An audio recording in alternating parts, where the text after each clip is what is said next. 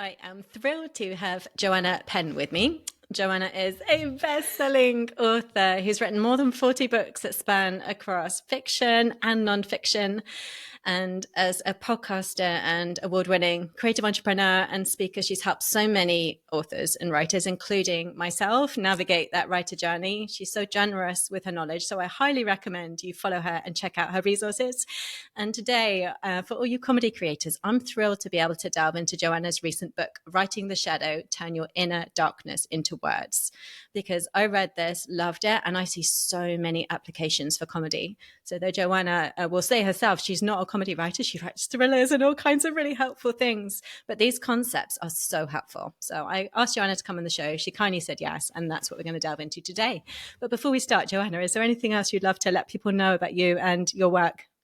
Oh, well, thanks for having me on the show, Danielle. You're welcome. I'm excited to talk to you today about this topic since, as you say, I don't write comedy, but I feel like there's so much for writers in general. But yeah, I mean, I guess the big thing is I started writing over 15 years ago. So it's like I do have a lot of books, but it's been a lot of years. And also I write nonfiction for authors as Joanna Penn, and I write my fiction and memoir under J.F.Penn. So if people are wondering why Joanna Penn has no thrillers, that's why. So a couple of different brands, which I think helps us all be more creative, having different brands. I mean, there's a lot of comedy people who have a different brand for their performance or their other writing, right? Yeah, totally. That makes that super clear. Thank you. And I would love to dive into this concept of the shadow, because it may be a term that people have heard from psychology or different places, but I'd love to know how you think about it. Like, what's one of the ways you think about it as it relates specifically to humans and writing?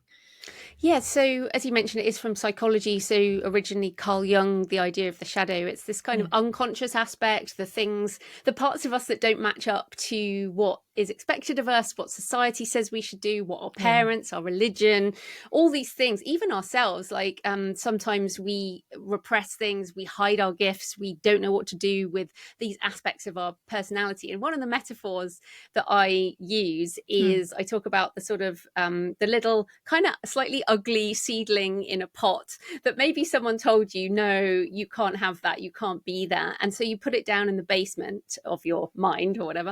And then over the years, these kind of weird tendrils sort of poke up through the floors of your house, and maybe it comes out in your behavior or all these things. And you try and kill it off, you try and avoid it, and you try and tamp it down, but it keeps on coming, and it might explode sometimes. We have these occasions where our darker sides kind of take over in our lives and we need to deal with it like urgently. But I guess part of the point of the book is that, and Carl Jung says, it's about integrating the shadow. It's not evil. Mostly it's not evil or wrong or all of that. It's just things that society tells us. But if you encourage this plant, like the wild plant in the basement, and you actually engage with it and help it grow, yes, your life will be changed. Your house will look different, but maybe it's going to be more happy, maybe it's easier, maybe it's embracing a bit of your weird and those darker sides of yourself and allowing that to be part of your life instead of just trying to deny it all the time. And the other metaphor I really like is Plato's chariot, which is thousands of years old now, obviously Plato the philosopher, and he talks about the charioteer, which is us, and then the dark horse and the white horse. And the white horse is, the good girl and all the things society wants us to be, and the dark horse is the shadow, and you have to have them both running together in the same direction in order to not be completely out of control and running off a cliff. Or if you let your white horse dominate, you will feel like something's missing in your life. You'll feel like you are denying that side. And part of the message of the book is kind of let your dark horse run, like let it out a bit. I feel like most of us suffer from repressing these things more, although, as I said, sometimes they will break out. And we'll find ourselves behaving. Like for me, it was definitely binge drinking as a way to avoid a job I hated. And I had to deal with that because it was a difficult time. But I guess those are some of the things, but it's definitely much deeper and everyone's different. I think that's the other thing. Yeah. Oh, I love that. And I love both of those visuals for thinking about it. They're super inspiring. And it's not an easy question, but for someone that's listening to this and thinks, Yeah, I am one of those people that like does tamp things down, and I would love to like free things up and make them that bit weirder. Because, for example, we've had a couple of people on the podcast who have judged different script calls, and both gave feedback that actually quite a lot of the scripts that they were reading were perfectly fine and quite competent, but didn't have like that extra whatever it is that could really elevate it, not in terms of craft, but in terms of really feeling the person behind it. And I love that you're talking about this weirdness that might come out, or the distinctiveness. If someone's listening to this today and thinks, oh gosh, like how do I start to let that weirdness out? What's one or two ways? I know the book has loads of brilliant ways.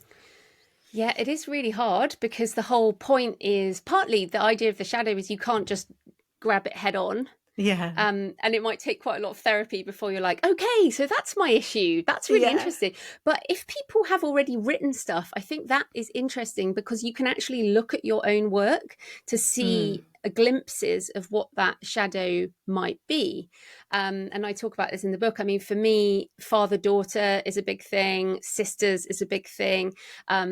Sort of second chance love is a big thing. But then in terms of the sort of one thing that specifically happened to me is I'm and I acknowledge it now because I've been through this process, but I'm kind of like that Wednesday character, you know, from the Addams. There was the series on Netflix. I am kind of a Wednesday.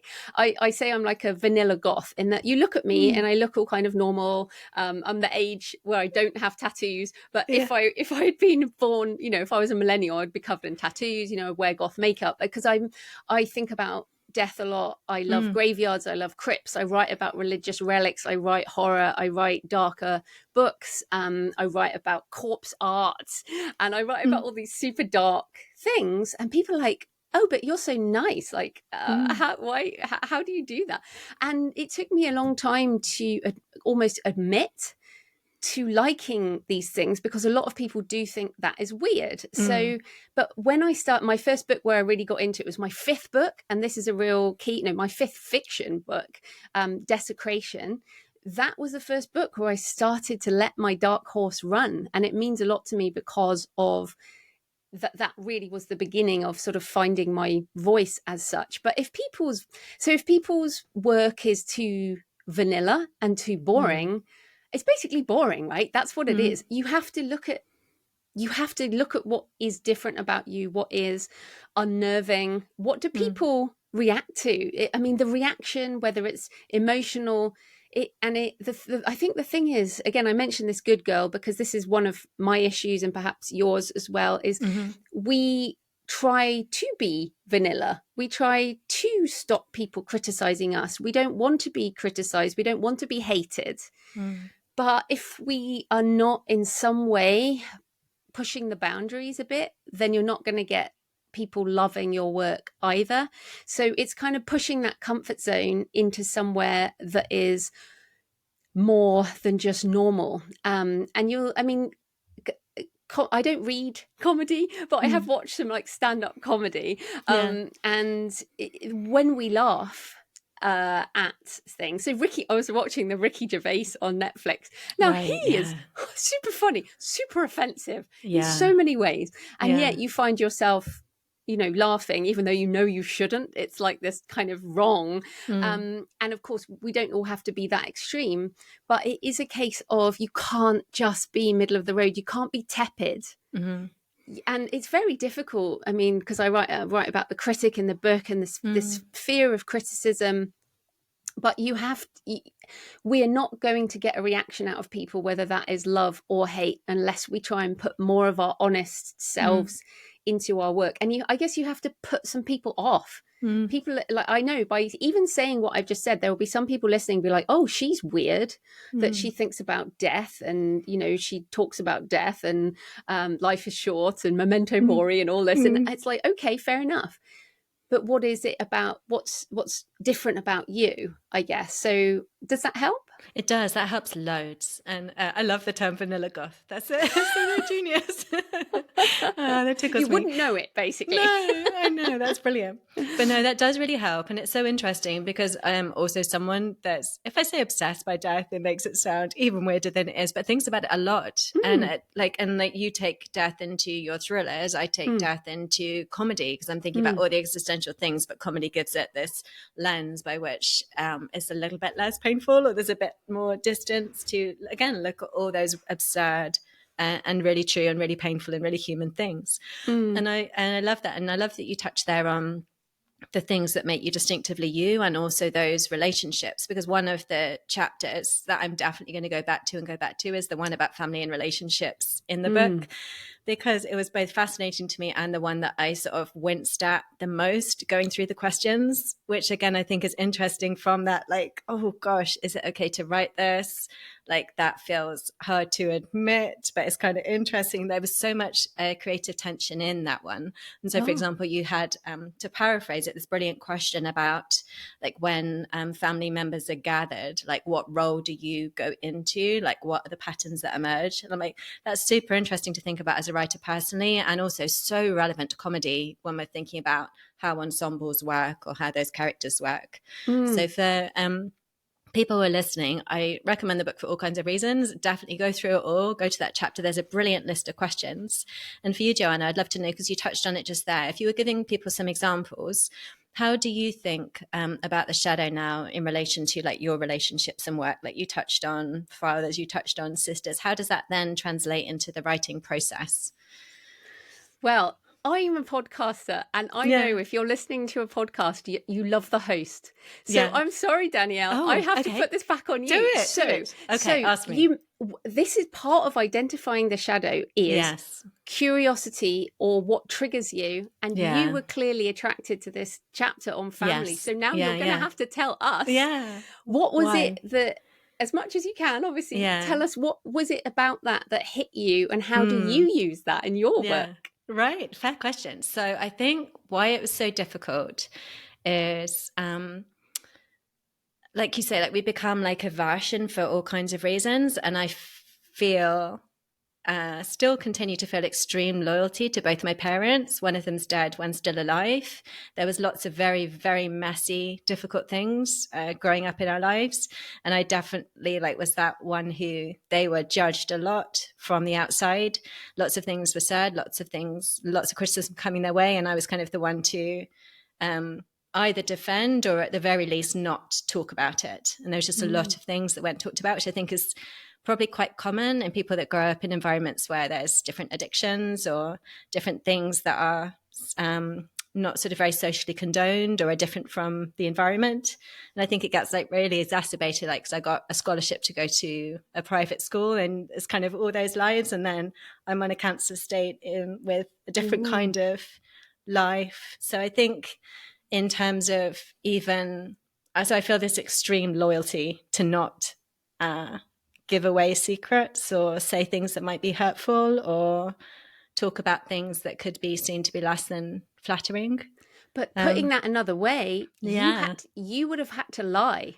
Yes, totally. So you were lying. Or just be silent, but that's a kind of lying, Yes. So, but also, I also got a scholarship to a private school as a poor child. Yeah. And there is a lie in things. So I remember I never went on school trips. Like, I studied Latin, and they all went off to Rome. And I was like, oh no, I'm sorry, we're busy. We're doing something else. And that wasn't the reason. No, that was the ski trip. It's just like, no, it's just far too expensive. But we lie to protect us, but also our family from shame. Now, shame is huge. Yes.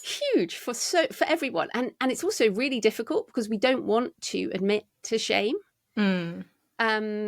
So, and this is what's so interesting. So we're having an honest conversation, and the shadow stuff does bring this out. So when I said shame there, I remember, so when I was in that binge drinking phase in my 20s, there was also casual sex that I don't regret casual sex, but I do regret some of the behavior that happened around that.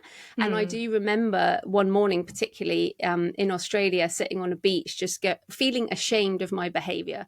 And it was like, and that's the moment where you recognize the feeling and you think, I have to change that.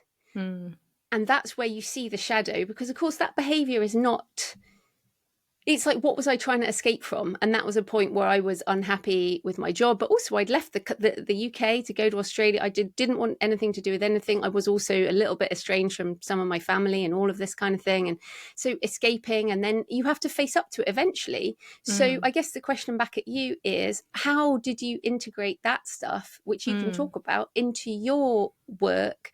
Are you a protector in your work, or what role do you play now that means that you've healed from that, or have you not healed from that? Yeah, it's interesting. I think because I've written, I've gone through like definite phases to get to things that I'm actually happy writing. And I think when I started, it was just avoiding it completely. So it's just writing things that were really sweet and cozy, and just I ignored it, just like trying to make it as feel good as possible.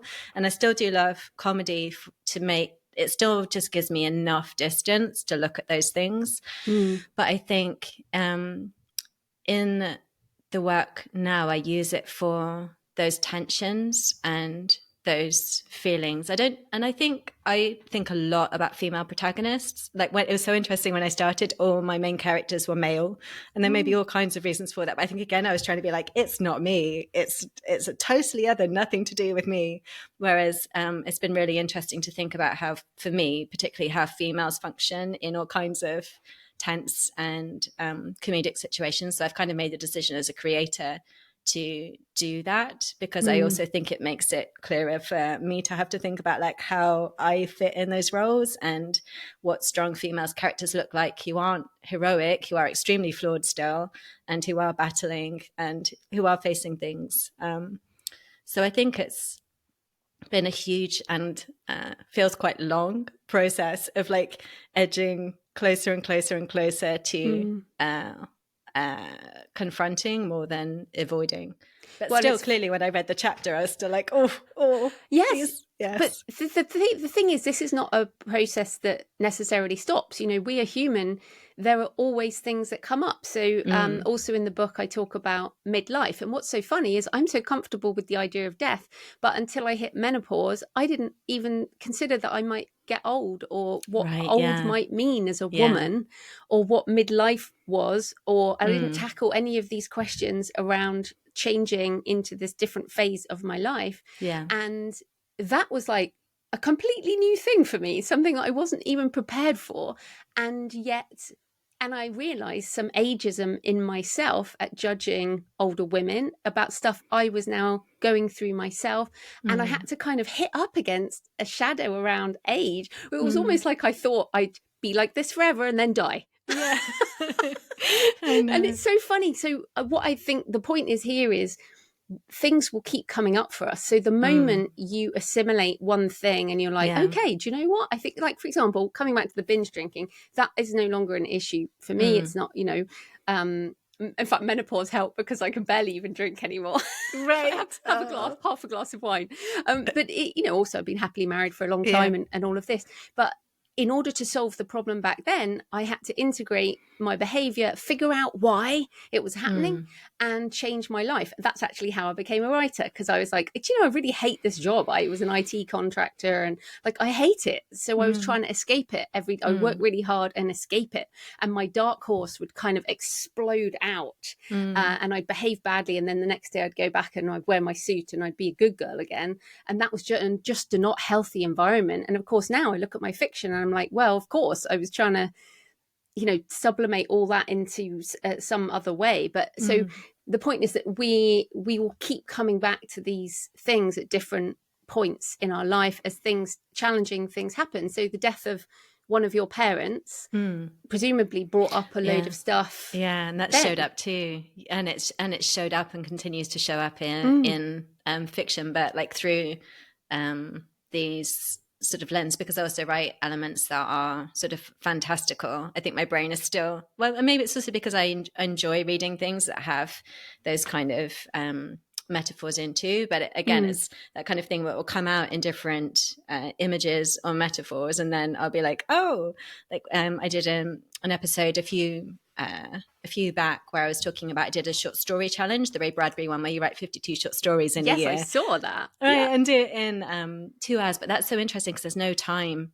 in that to really to censor much. I mean, you can, but it's like you're also just going so fast, and so many things came out. Like Ray Bradbury talks about sort of using the subconscious, like doing that volume and that subconscious, like you say, going back and looking at your own work. It's like, oh, yeah, there's a lot of death just dressed up in different ways here. Like Different there's ways. lots of graveyards, there's lots of zombies, there's lots of things, there's lots of father figures that show up. And some of them I'm like, oh, that's not even very hidden. Like that one that's about a skin lamp with tattoos on is literally because my dad was like, oh, it's a shame to waste my tattoos. You should make a lamp out of me after I'm gone, kind of thing. And it's like, oh, that didn't even show up subtly in one of the stories. So it's very interesting how interesting. Your dad had tattoos. For a man loads of tattoos, I presume his age, that is kind of unusual. What did he do as a job? Because he joined the Navy when he was 14. He was in the Navy. Yeah, when he was 14. So he was covered in tattoos. Yeah, fair enough. I was going to say he must have been Navy. Yes, exactly. But isn't it, I mean, coming back to, I mean, I in the book, I use Succession in terms of family. I use the TV show Succession. If people haven't seen it, it is such a masterclass in family. Genius. Trauma. Yes. But it's so interesting because Logan is a great example, the main character. If people haven't watched it, he's like the main character, the father of the four siblings. So you get the father to each of the siblings, the father-daughter, the father-sons, and the interconnection between the siblings and the mother-daughter thing. And you get everything. It's so rich with family shadow. But Logan, I won't give anything away, but Logan's a good example of someone of intergenerational trauma. So at one point he dives into a swimming pool and you see his back covered in scars. And that just gives you the clue that his shadow, his family shadow, he never dealt with it. And thus it's the sins of the father, you know, which are waged against the children from the Bible. That's exactly what happens. And that's another thing that I think's great about this kind of shadow work is it gives you more empathy for people who you might judge in some other way. So if you might look at maybe that's someone's family situation, some kind of abusive parent, and then if you look at how they were brought up, that might explain the way that they treat you. And that in our writing, we can use this stuff to make our characters much richer and just flesh them out a bit more, you know, and also not have happy characters all the time, because that's just not the reality of people's lives, really, is it? No, that's brilliant. And the flaws element is so relevant, whether we're digging into our own or then translating that across to characters, because obviously comedy characters in general need to have those flaws like out full front. And also I really love that you brought in the concept of the mask that we use to kind of hide those as well. Or you were saying, like, you know, at the school you would have had to kind of lie or put that mask in. Again, super interesting when we're thinking about developing our characters out for comedy, like what is the mask they're presenting and what's actually going on beneath it. And so brilliant concepts in your book that are so incredibly helpful.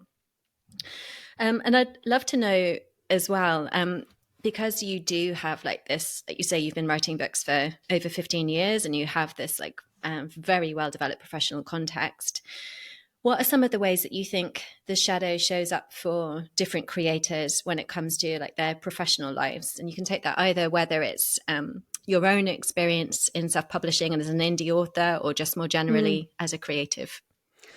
Yeah, well, I think what's interesting for writers, so anyone who wants to publish their work, whether you're self-publishing or traditional publishing, we care so much. We care about books. We love books. We have dreams associated with what we want books to be. So maybe as a young child we were like, oh, books, they become like a totem thing, and to be a writer becomes this almost magical miracle thing. And so many people have these inflated ideas and goals of what is not reality. And I think if you don't tackle the shadow side of your chosen career, this is probably true in whatever career. So let's take an example in, again, I just think about stand-up comedy rather than comedy writing. Yeah. But Amy Schumer, if you've seen, as we're recording this, she's been on some press and she got absolutely slated for how she looks right now, Yeah. which as a woman we know that's pretty common. But she has a illness, you know, she's had a baby. There's all this stuff. There's these reasons, and some of the stuff that's been thrown at her.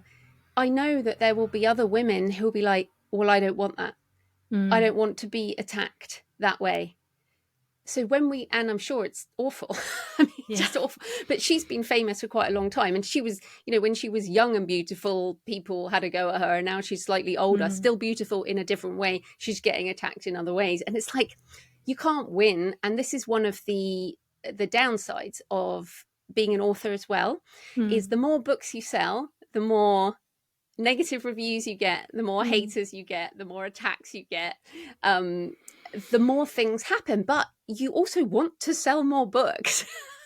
And on the one hand, you're like, yes, I want the multi-7-figure book deal, or I want to sell all these books. And then you realize, well, you have to give something to get that. So what are you willing to do? So, for example, you want a traditional book deal? Well, you have to go through a frankly humiliating rejection process of reaching out to people and going, pick me. And then if you don't get picked, you have to suffer the pain of rejection. And as an independent author, you miss out that, but then you publish your book and then nobody buys it. And so you get this kind of roller coaster of happy times and difficult times. The more you put yourself out there, the more you have to face. And if you're not aware of that and you don't address that and you're like, okay, so why do I feel that way? Okay, well, what is more important?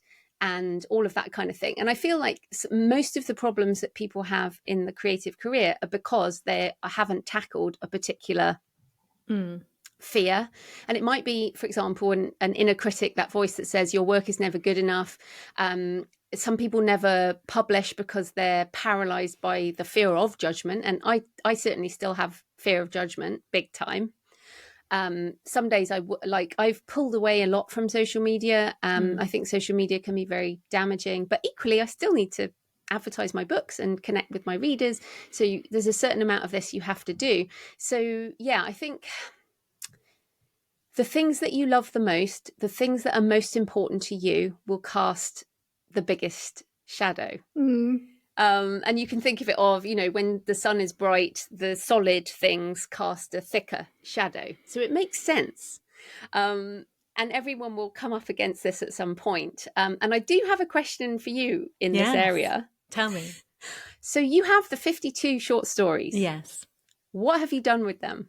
Yeah, so those I made to just be a writing challenge to get better at writing prose, because I started in theatre, so used to creating like one-woman shows and devised pieces, and all sort of my craft skills were around devising live things. And also as a speaker coach, it's the structure of making TED Talks or doing those kind of things. So prose was new to me. But why not publish them? That's what I'm asking. Why not publish them? Because I really want to publish novels. But why not publish what you have as well? I mean, they are published on my website. But in a book. I don't want to read them on your website. I want to read them in a book.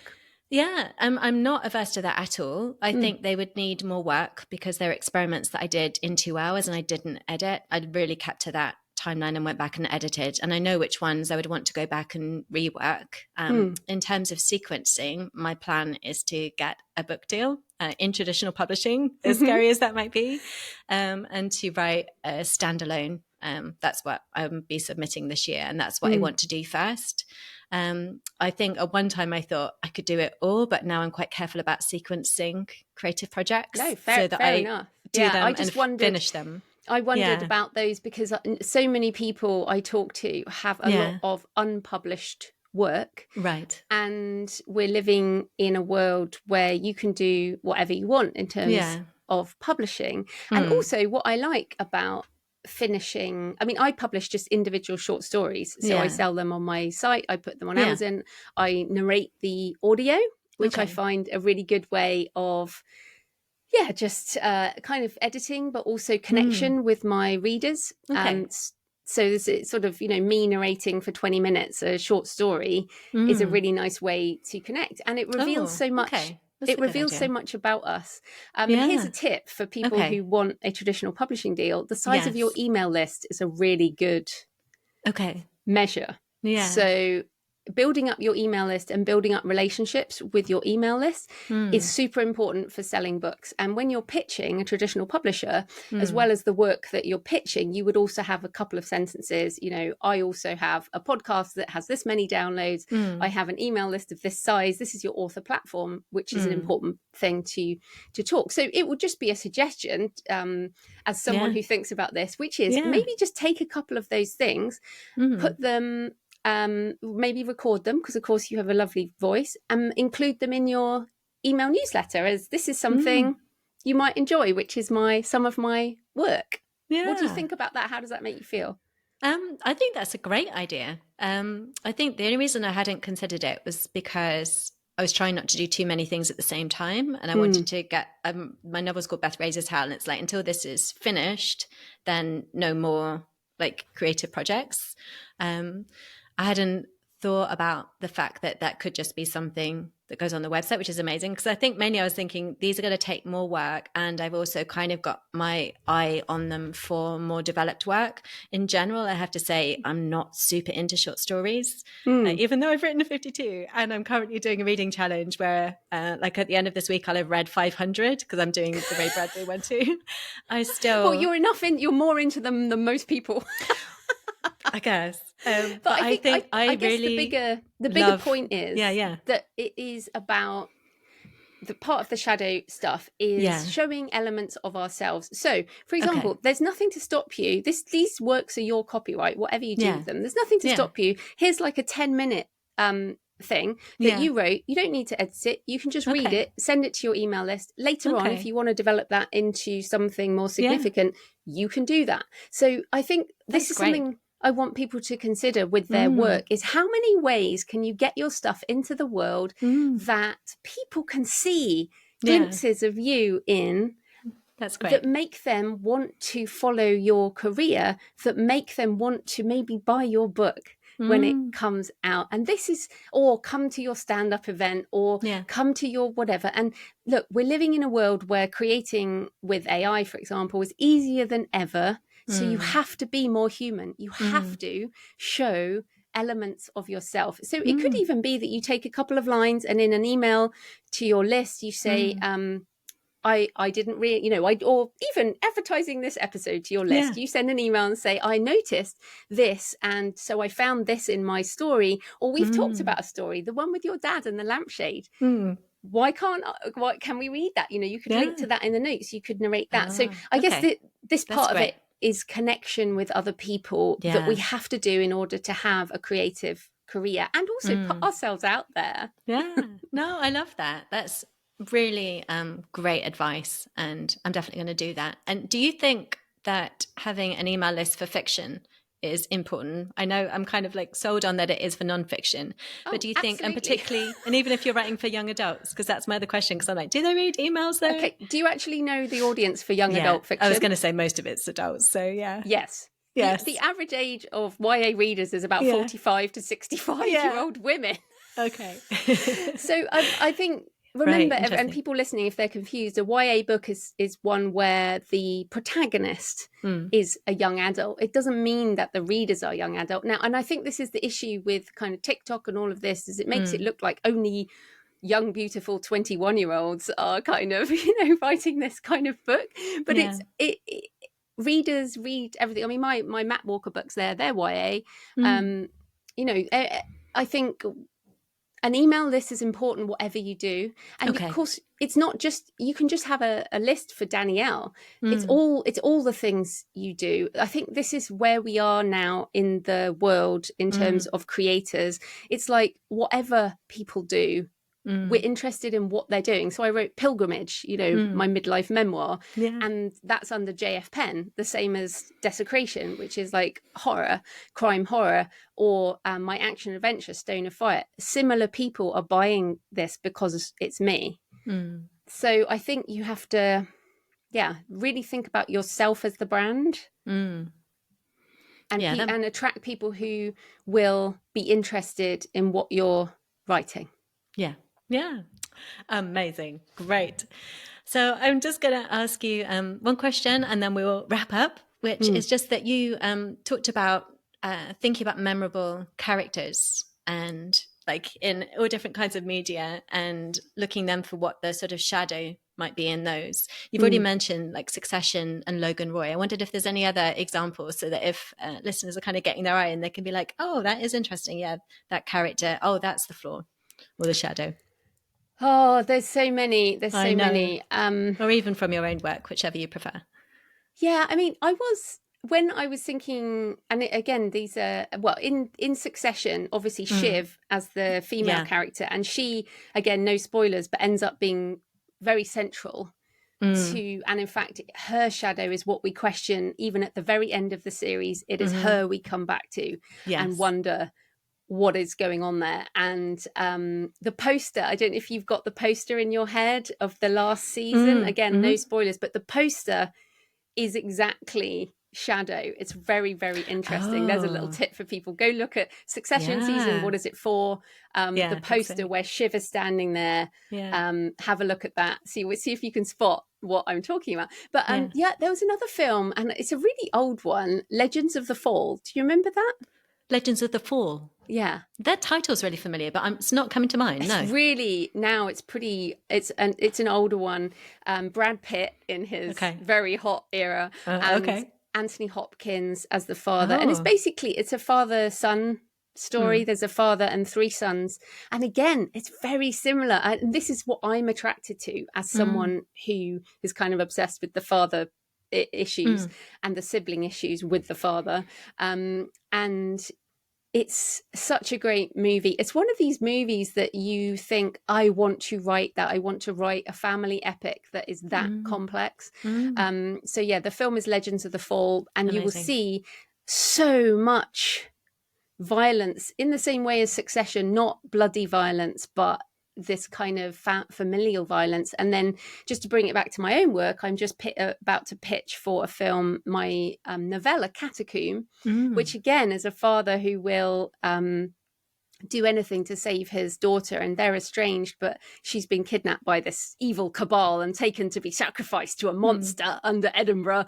It is monster horror, but again it has to face his darkest fears, the things that he didn't want to face in order to save her. And I was trying to bring in there the Armageddon. Do you remember Armageddon with Bruce Willis, who saves Liv Tyler, and also Taken with Liam Neeson. I love these things where there is a strong father who saves their child, their daughter, and yet why I love Succession is that is not what happens, and that's the reality. But of course, in our work, we do try and write some fantasy as well. But it does. I mean, it keeps coming back. But what I would say to people is, when you're writing your own stuff, if you can't spot the shadow, someone else might be able to see it for you. But also, you could just try and deliberately write it in. And see what happens. Then you can't just have the hero or heroine always being super good. Like they have to have a darker side. Yeah, perfect for comedy too. Thank you, Joanna. You are so smart and so helpful. I really appreciate you. Where can people go to find out more about you and your work? Well, this is a podcast, so you can go to my podcast, The Creative Penn Podcast, Penn. And also I'm on YouTube, The Creative Penn, and my fiction is J.F.Penn.com, and you'll find everything there. Yeah, and definitely check out Writing the Shadow, Turn Your Inner Darkness into Words. So helpful. Thank you so much for your time today, Joanna. Thanks for having me. Okay.